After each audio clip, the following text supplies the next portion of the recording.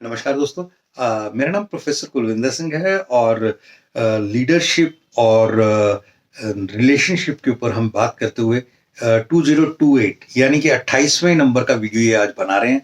और अभी भी मुझे लगता है कि 8-10 वीडियोस मैं इसी के ऊपर और शायद बनाऊंगा। शायद बीच में एक ब्रेक आ जाए बाकी चीज़ों के कारण, यानी बाकी सीरीज की को भी हम इग्नोर करके नहीं चल सकते। तो आज हम जब बात करेंगे तो रिस्पेक्ट टू एल्डर्स, बड़ों की आदर करना रिलेशंस में कैसे या लीडरशिप में कैसे। देखिए बहुत बार ना, जब मैं गायकों की बात कर ही रहा हूँ तो आप यकीन करिएगा कि फिल्म इंडस्ट्री में मुकेश जी और लता जी, इवन आशा भोसले, किशोर कुमार, ये सारे कहीं ना कहीं ट्राई करने के दौर में रफ़ी साहब से कुछ समय पहले इन्हें चांस मिला था। यानी बेशक चाहे छोटा चांस बड़ा चांस, लेकिन रफ़ी साहब को शायद 44 में आके चांस मिला और इनको शायद एक आध साल 6 महीने या कुछ ऐसे पहले मिल गया।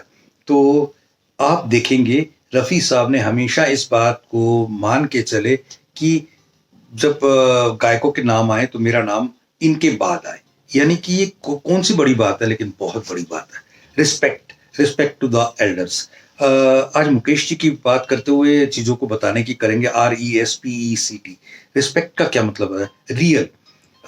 जब भी कभी रियलिटी, एक रूहानियत, एक अंदरूनी प्यार, अंदरूनी सिस्टम की बात होती है ना, तो मुकेश जी आपके बिल्कुल अंदर तक, आप कभी उनको सुनते हैं तो ऐसा नहीं लगता कि बनावटी कोई ऐसी चीज जो अननेचुरल हो। तो ये चीजें जो है ना, उन्हें मोतीलाल जी, जो उनके रिश्ते में शायद चाचा जी कुछ लगते थे, तो उन्होंने उन्हें बताया। वो भी बहुत नेचुरल एक्टर थे। Then education. आपका एजुकेशन घर से, परिवार से, समाज से, स्कूल से, कॉलेज से, माहौल से, हर जगह से क्या है, वो एजुकेशन आपके लिए बहुत बड़ा इंपॉर्टेंट रोल प्ले करता है। And then steady. स्टेडी का मतलब होता है रेगुलरली, कंसिस्टेंटली, एक के बाद एक, एक के बाद एक, के बाद एक। ऐसा नहीं कि उन्होंने पहले 5, 10, 20, 50, 100 गाने गाए और सुपर हिट हो गए, उसके बाद उन्होंने बस्ता बांधा और बैठ गए।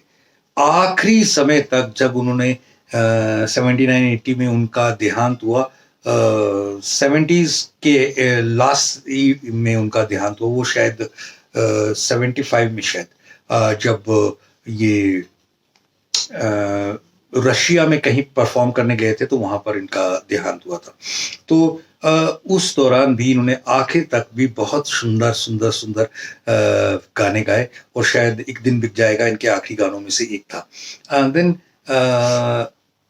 पी, पी का मतलब piece, piers.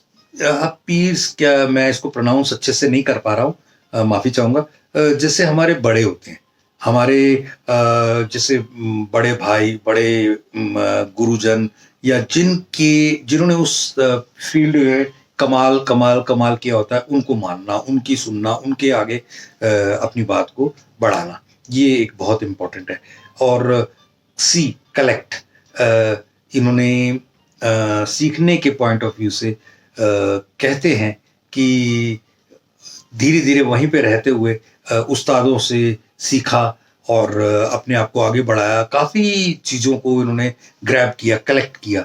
And then the last is treasure, उन चीज़ों को संभाल के रखा और तब तक यूज़ किया। एक गाने के बारे में कहा जाता है कि ये हार्ट का ऑपरेशन हुआ था और उसके बाद इनकी तबीयत अभी बहुत अच्छी नहीं थी, तो काफ़ी दिन ऑलरेडी रिकॉर्डिंग्स चल चुकी थी। तो जब ये गाना गाने के लिए पहुंचे तो इसमें एक आलाप लेना था। तो लता जी के लिए तो कोई दिक्कत नहीं थी, लता जी बहुत आराम से ले पा रही थी। लेकिन इनके लिए दिक्कत ये थी कि ये अभी अभी हार्ट के ऑपरेशन के बाद आए थे। लेकिन अपनी मुसीबतों और पर्सनल चीज़ों को साइड पे रखते हुए इन्होंने आलाप लिया, वो गाना गाया। और शायद राज कपूर साहब की किसी फिल्म का था। और कमाल कमाल करके जब वो रिकॉर्डिंग करके बाहर बैठे चाय पी रहे थे, तो स्पेशली लता दीदी ने पूछा कि मुकेश भैया, आपका तो ये है, मैं तो चाहती थी कि आप ये आलाप ना लें। तो कहते कि देखिए, इतने प्यारे लोगों की इतनी सारी दुआएं होती है ना, तो मैंने हिम्मत की, तो देखो अच्छा हो गया।